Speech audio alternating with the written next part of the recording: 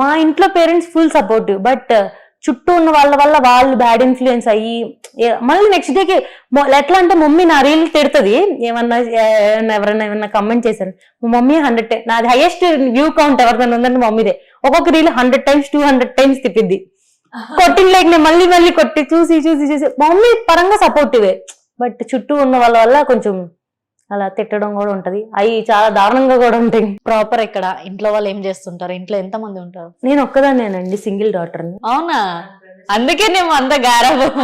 నాకు brother sisters ఎవరు లేదు, నేను ఒక్కదాన్నే. సో సో ఫినాన్షియల్ గా కూడా నేను ఇండిపెండెంట్ గా ఉండాలి కదా. మా డాడీ బిజినెస్ చేసేవాళ్ళు ఒకప్పుడు, బట్ ఒక టైంలో బాగా లాస్ వచ్చేసి ఇప్పుడు చిన్న వుడ్ షాప్ అన్నమాట, అంతే. ఓకే. మా mummy house wife. Okay. Feel అవుతూ ఉంటారా మీరు అసలు? ఎందుకు అంటే సిబ్లింగ్స్ ఎవరు లేక?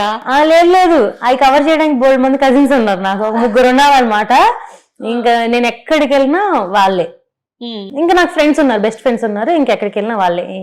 అంతలాగా నాకు సిబ్లింగ్స్ ఎప్పుడు ఫీల్ అవుతారంటే వీడియో తీయడానికి ఒక్కొక్కసారి ఎవరు ఉండరు నాకు. ట్రైపాడ్ ఇప్పుడు కూడా నా బ్యాగ్ లో ఉంది, పెద్ద ట్రైపాడ్ ఉంటది, ఎక్కడ ఫోటో దిగడానికి బాగుంటుందో తెలియదు కదా, అది పెట్టేసుకొని దిగుతా ఉంటాం అనమాట. ఎప్పుడు వీడియో రెయిన్ పడుతుంది, ఆ రోజు వీడియో తీయాలనుకుంటా, ఎవరు ఉండరు నాకు తీయడానికి. అప్పుడు ఫీల్ అవుతా, అమ్మ నువ్వు ఎందుకమ్మా నాకు చెల్లినో తమ్ముడో కన్నా వాడు ఉంటే వీడియోలు తీసేవాడు కదా అని ఫీల్ అవుతాను.